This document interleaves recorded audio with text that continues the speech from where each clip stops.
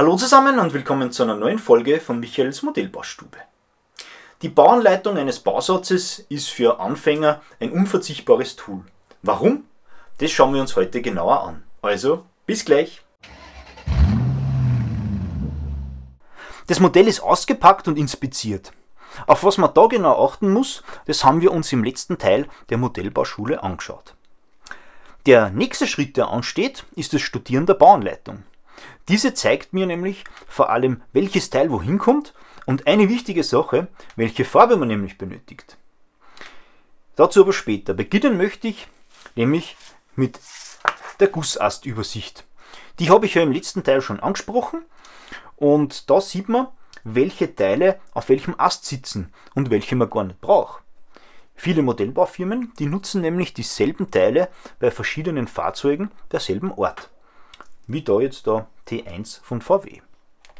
Die nicht benötigten Teile, die sind da so grau hinterlegt. Ne? Und da weiß man dann, brauche ich nicht. Was man auch noch in der Bauanleitung meistens zu Beginn findet, das ist so eine kleine Legende mit diversen Symbolen, die mir sagen, ob jetzt ein Teil geklebt werden darf oder ob man jetzt ein Loch bohren muss oder sonstiges. Kleine Frage. Erinnert ihr euch noch an den ersten Teil dieser Reihe? Darin habe ich euch die Bausatzverpackung gezeigt und darauf hingewiesen, dass man die vollständige Farbangabe nur in der Anleitung findet. Bei diesem Hersteller, Hasegawa, da schaut es folgendermaßen aus. Ne? Dieser gibt die Mr. Hobby Farben in zwei Varianten an. Nämlich die lösemittelbasierten, das sind die da in dem schwarzen Kästchen, und die Acrylfarben, das sind die mit dem H davor. Was das genau bedeutet, das erfährst du dann im nächsten Teil. Bei jedem Hersteller sieht diese Farbtabelle etwas anders aus. Revell nutzt dann natürlich die hauseigenen Farben genauso wie Tamiya. In der Bauanleitung findet man schließlich dann die Farbnummer oder wie bei Revell die Buchstaben beim jeweiligen Teil und weiß somit, in welcher Farbe es lackiert werden muss. Als Anfänger habe ich mich immer stur auf diese Angaben verlassen. Mittlerweile weiß ich aber, dass die Firmen da nicht immer gut arbeiten oder sorgfältig recherchieren und daher ist da ein bisschen Eigeninitiative angesagt.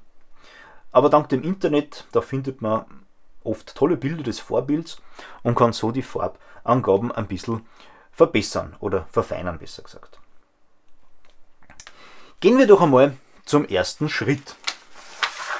Und wie man da sieht, da haben wir da ein ziemliches Durcheinander an Nummern, Strichen und Teilen. Da jeder Hersteller seine eigene Art hat, solche Anleitungen zu designen, da ist es immer ratsam, sich zuerst mit den ganzen Symbolen vertraut zu machen.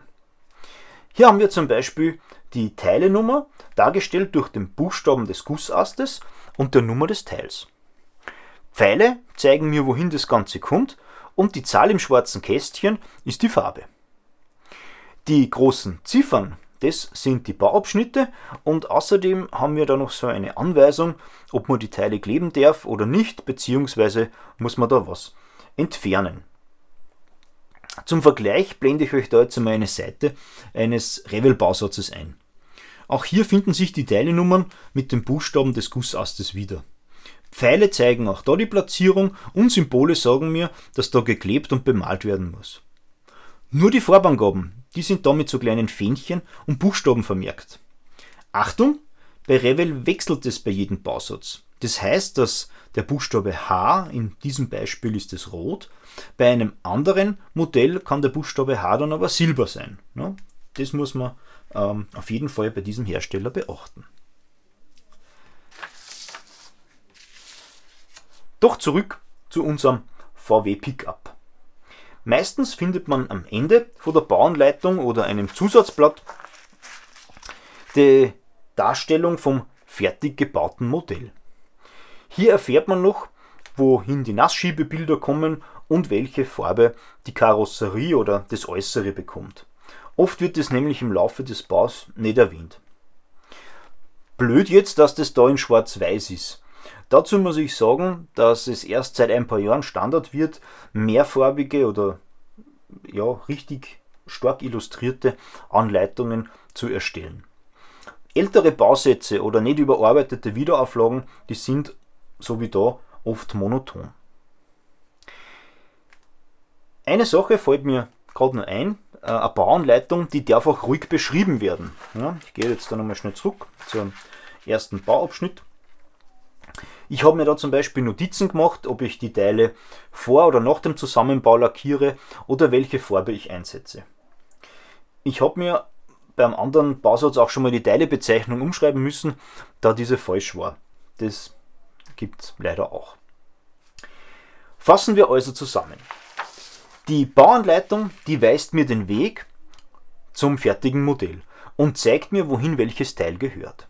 In ihr finde ich die benötigten Farben und eine Übersicht der Teile, die zum Bau benötigt werden. Außerdem stellt ein Bild das fertige Modell in diversen Ansichten dar.